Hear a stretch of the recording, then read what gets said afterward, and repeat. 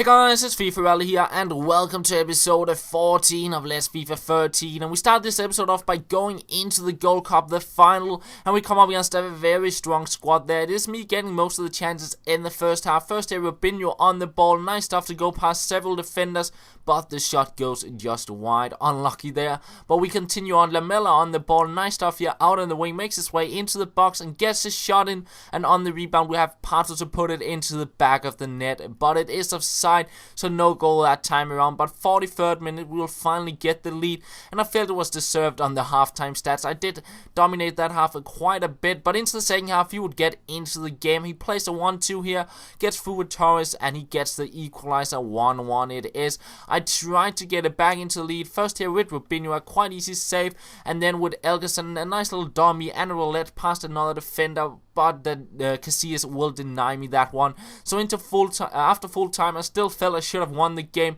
but nonetheless we go into extra time. It's Elgerson on the ball here once again, trying to get a shot in. Should have adjusted the angle a little bit, tried to go for the far corner, ended up being in the middle of the goal, so an easy save there, and we get another shot in here, but once again denied by Casillas. So we actually end up going into penalties. He steps up with Iniesta, and I will dive the right way, but unlucky not to save the shot there. I step up with Elgerson, I will convert that as well. 1-1 it is. He steps up with Aguero, and he will convert that as well to get the lead, and Pato, he steps up for my shot, and he will convert that as well. So it's all even. Then he steps up with Di Maria, and I thought he was going to go down the middle, and that actually ended up costing me the game in some way, because he saves my shot from Ronaldinho there, and I kept on thinking he was going down the middle. Like, I had into my head that, like, if I dive to the side, he would probably go down the middle, and he was never going to shoot down the middle, and as I said, it will end up costing me the game. And it's always easy to look back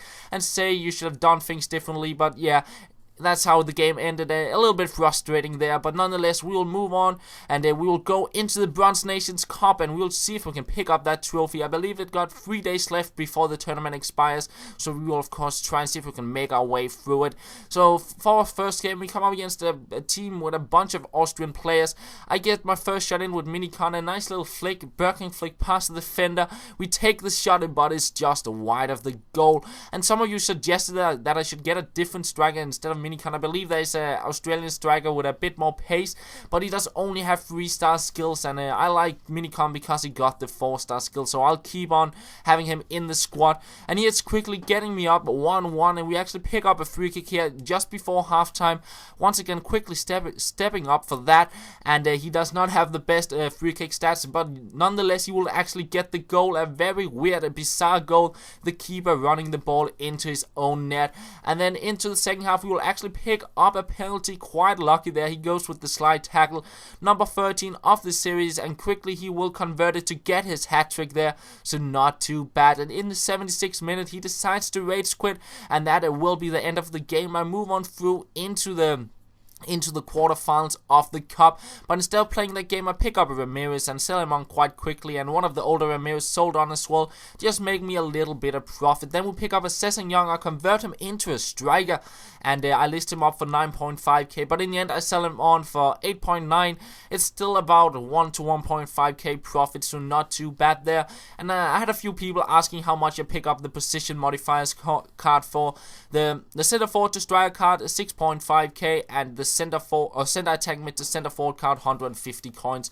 So that is pretty much how much it costs to convert him.